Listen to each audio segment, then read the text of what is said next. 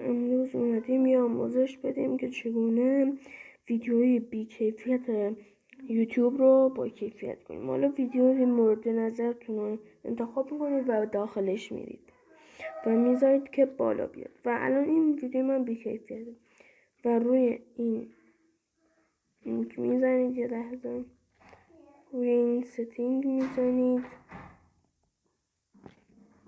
روی ستینگ که زدید کیفیت خودکار کیفیت رو میزنید، همین که نشون دادم بهتون نشون دادم، میزنید روش و روی پیشرفته میزنید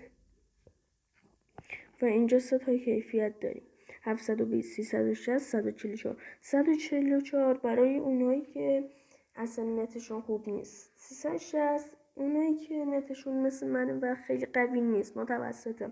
اونایی که نتشون خیلی خوبه 720. حالا هر کیفیتی که میخواید میزنید روش و چیکار میکنید؟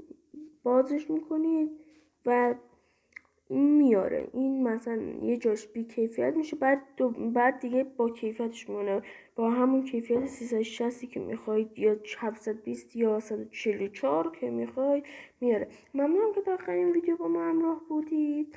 ممنونم که همه ویدیو ما رو میبینید تا آخر.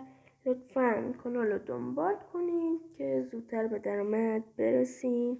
خدا نگهدار.